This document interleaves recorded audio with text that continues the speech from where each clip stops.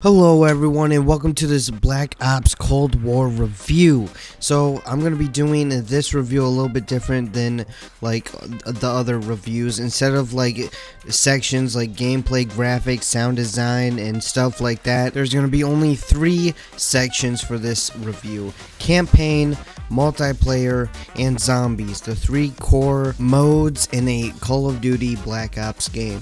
Alright, so let's start with the campaign, and I'm not going to give any spoilers, so it's not going to be in super detail on the campaign, so let's get into it. The campaign is pretty short. It's like 5 to 6 hours actually, unless you play on a harder difficulty and you die a lot or you get stuck in some place and you have to redo some missions, which you might have to redo missions if you exit during the safe house, because when you exit while you're in the safe house and not on an actual mission, for some reason the game doesn't save and you have to complete the previous mission to get back to the safe house to start the next mission. It happened to me a couple times and I had to repeat a couple missions, so that kind of sucked. The story is very interesting at first, but it's very predictable, as when I first started playing this game, even on live stream, I was playing and I said what I thought the ending would be and what the big mystery was, and then I got to the ending of the game and what I said at the beginning basically was the end of the game, so there's no mystery. I guessed it, so I would say the game story is very predictable but interesting at first, and then it starts to get less interesting as you realize, hey, what I thought was gonna happen happened. There is multiple different choices that you can make while doing different missions, but they don't really change anything in the game, so it really doesn't matter what option you pick. And there are 3 different endings at the end of the game. In the last couple missions, your choices will determine on how the game ends, not from your choices from the beginning of the game, only from like the 3rd or 2nd last level will your choices actually start to matter. But really there's only 2 main endings, one of them that is canon, so it means the ending that actually happens in the story, but there's another one that you can get that I don't want to spoil it or anything, but it's pretty brutal if you get to that ending. Overall, the campaign is not even nearly as good as Black Ops 1 or 2. Way better than 3. Black Ops 3's campaign, I don't care what anyone else says, that campaign was garbage. That whole game was kind of garbage unless you were playing modded zombies on PC.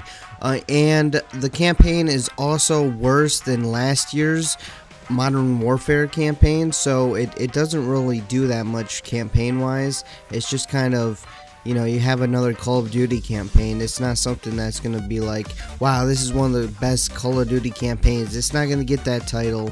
It'll probably, possibly, maybe get an honorable mention. I'm just saying it's not good enough for me to even go back and replay it. Alright, now let's get into multiplayer. This is the mode that I played the most so far, and it's probably the mode that I'm the most upset with, because multiplayer by now should be like top tier. It shouldn't be getting any worse. It should be just getting better and better. But as Modern Warfare did, this game has the same problems where the maps are just not that good.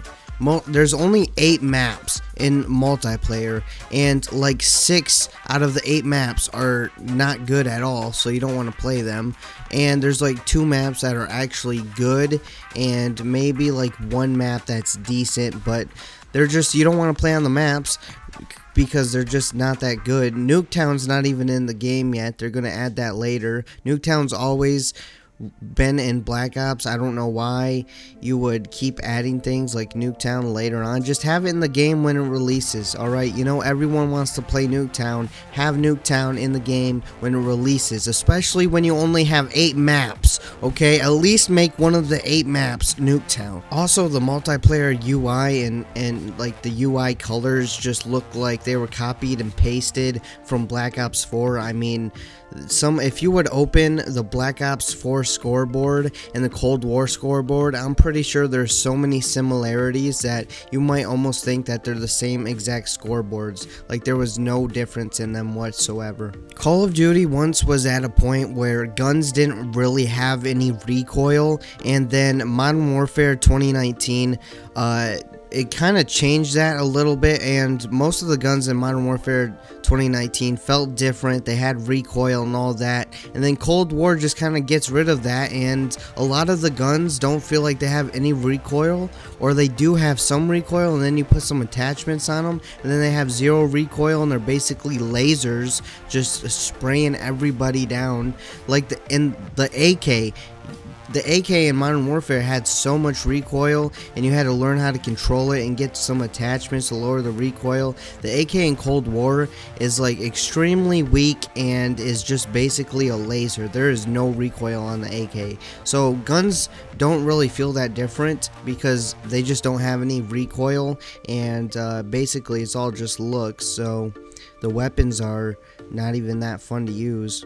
And some of you are gonna be like, wow, I don't find no recoil a problem, and that's fine, but like when guns don't have recoil, none of the guns have recoil, they start to all feel the same. The only differences are their looks and their sounds. So some guns need to have less recoil and higher recoil. Usually the higher caliber the bullet in the gun, the higher recoil it has.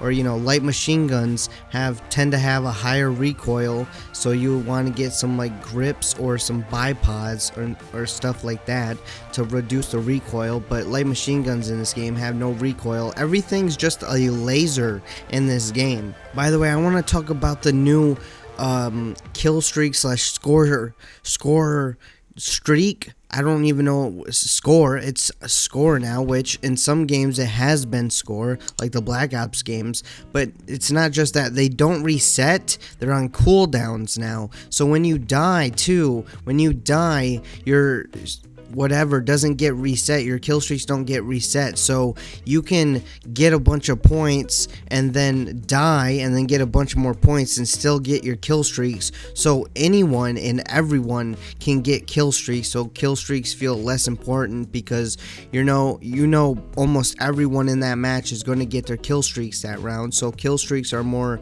often, like care packages, UAVs, those happen way more often. And the only ones like the gunship, I've gotten so many kills and so many points and stuff, and I have not gotten the gunship because it's so much points. In fact, I've never seen anyone get the gunship unless it was from a care package. So this whole new score system is terrible. It's trash. Bring back either the old score system where it's basically instead of kills it's score, but it still resets every time you die, and like a kill is 100 points and assist is 50 points, something like that. Or just bring back kills back where it's like, hey, 5 kills I get a care package, 3 kills I get a UAV, 15, 20 kills I get a gunship. In fact, getting a nuke in Modern Warfare 2 is probably easier than getting a gunship in Black Ops Cold War. Also, something is weird with the game visually, and I'm not the only one that's going to be complaining about this. I heard other people talk about it, and I thought I was the only one. I heard some people that I was playing with talk about it. I hopped in some live streams and heard some people talking about it, and it's the fact that people are way harder to see in this game, and I don't know what it is. I don't know if it's the shadows, the colors, the contrast, the brightness. I really don't know, but it is, for some reason, harder to see people in this game than other games like Modern Warfare. It is so weird. Some things I do like about the multiplayer though is the loadout system, how you pick your loadouts and stuff like that.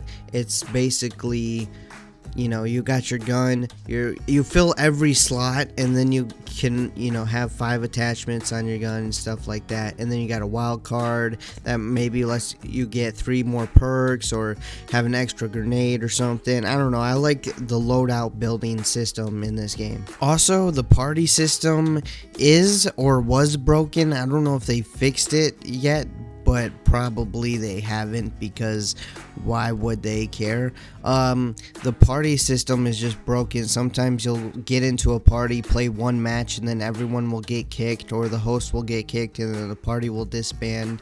There's so many issues on having a party and no one getting kicked. This is kind of for all the modes, but I'm just gonna throw this in here anyway. I like the sounds of the guns and the sound of like the hit markers when you hit someone. Just the sounds in this game are pretty good overall in every single mode, so I just thought I'd toss that in here. Also, for some reason, the leveling system is like Modern Warfare, like 2019, where you get to level 55 and that is max level, and it automatically prestiges you to level 1, and then you rank up in levels from 1 to 55 again to prestige again. But you know, there's no like prestige rewards, or like, you know how it used to be where you prestige and then you unlock a gun permanently or something like that.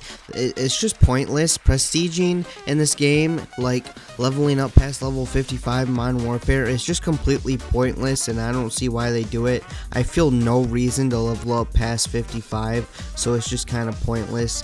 I don't know why they didn't just keep the original prestige system. I thought it was pretty good. Alright, now let's get into zombies. Now for zombies, there's only one map. One map for zombies. That is, there's 8 maps for multiplayer, 1 map for zombies in a campaign. Like, that is all we get? 1 zombies map? Are you serious? That is pathetic. The map is basically Nachtr und Toten. I don't know if I'm saying that name correctly, but at this point I don't care. It's basically that map, that 2-story building with an outside area, 3 outside areas, and then 3 tunnels. Well, 2 tunnels actually leading underground, but there's 2 areas that are connected that lead to 1 tunnel, and you got an underground area, which is pretty dangerous in the later rounds when there's a lot of zombies, especially if you don't know how to navigate through it properly. But it is expanded, and it's actually a decent zombies map in my opinion. I do like this map, but one map. In the zombies mode, there's only 6 perks as of right now, and all of them you've seen previously except for one. There's one new perk. It's called Elemental Pop, and you drink it, and basically your bullets will have a chance to do a different bullet type damage. So they might freeze them, they might electrocute them, they might burn them, or it might turn them into a friendly zombie that will go around and kill some zombies for you. Wonder Fizz is back. Instead of Wonder Fizz being where you buy Wonder Fizz and it gives you a random perk, it is now basically a vending machine for all perks, and you just go up to it and then buy the perks that you want, and then you can leave it. So it's basically one giant vending machine for the perks, and it moves around the map. Actually, I say that it moves around the map, but I haven't actually seen it anywhere but on the roof of the giant concrete building. So, you know, maybe it moves around. Sometimes it's not there, but I never found it anywhere else, so I guess I'm not 100% sure on that. But it's either on the roof or it's not. So in zombies, there's now 3 different types of currencies. There's score, there's like green parts, and then there's blue parts. That's what I'm gonna call them. I don't actually know what they're called, but I call them green and blue parts. The green parts are basically for crafting lethals and tacticals like monkey bombs, sticky bombs, stuff like that. And then your electrical parts, the blue parts, are to create like kill streaks, like a bow, a sentry turret, chopper gunner. And then score is to buy like weapons from the box, pack a punch, and perks. You can also use the electrical parts and the green parts to upgrade your tier on your weapon, because weapons have tiers like purple, green, legendary, stuff like that, common, uncommon, that kind of stuff. If you have an uncommon weapon, you want to level it up to legendary if you're going to be using that weapon. And then you can also upgrade your armor, so you have like 3 things of armor like in Warzone, and then you can pick up armor to keep your armor going. Carpenter also repairs your armor. Also, like every 5 or 10 rounds, you earn like these purple crystals, which you can then use to upgrade like your perks to get them to like tier 1, 2, and 3, and then they'll have like additional bonuses. You can also use them to upgrade like weapons, like shotguns, assault rifles, so they'll do like 10% more damage and stuff like that. You can also upgrade your abilities from tier 1 to tier 3, and the abilities are like energy mine, firewall, freeze, shroud, where you'll be like invisible, and also like a healing beam. So yeah, I actually find zombies a lot of fun, but since there's only one map, I'm starting to get a little bored of it. It's starting to get bland and stale because I'm just running around the same map, seeing the same things.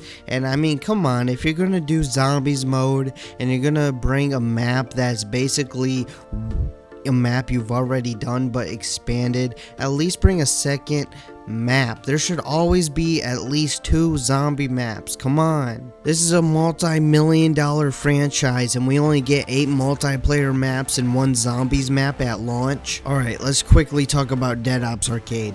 It's basically Dead Ops Arcade, basically the same as it was before, with some like new models, some new stuff in it, and it's fun. I probably won't play it that much because I just don't play that mode that much, but it is fun. I used to like Dead Ops Arcade and like Black Ops 1, but I don't really play it that much, so I don't have much to say on it, but it was fun when I played it. Alright, now, would I recommend this game? Actually, no, I don't think I would recommend this game. I think if you're gonna get this game on sale for like $20 and not any more than that, because it's just, at this point, right now, it's, you know, it's not really worth $60 to me. I'm also just going to mention that this game is very poorly optimized on PC. A bunch of people have getting a bunch of errors, some graphical glitches, and just some low frame rates on PC, just no matter what build that you have. Some people have been able to run the game just fine, but me and some other people, and there's just been a ton of errors. There's been whole articles on how to fix the errors. None of those things work, but the game is just not well optimized on PC, as Call of Duty usually isn't very optimized on PC. It's mostly optimized for console. I feel like they've really been slacking this year on Cold War, and I know some people are just gonna automatically think it's a great Call of Duty game and gonna like it because it's a Black Ops game, and you can't go wrong with a Black Ops game. But Black Ops 4 was trash, Black Ops 3 was very mediocre, and this game is probably in the mediocre category, where Black Ops 1 and Black Ops 2 are in the great and amazing category. Anyways, that's all I got to say for this review, so I hope you guys enjoyed this video. If you did, make sure to hit that like button, leave a comment below, tell me what you guys think about Call of Duty Cold War and what you think about this review. And if you haven't already, hit that subscribe button because you want to be subscribed, and I will see you guys next time.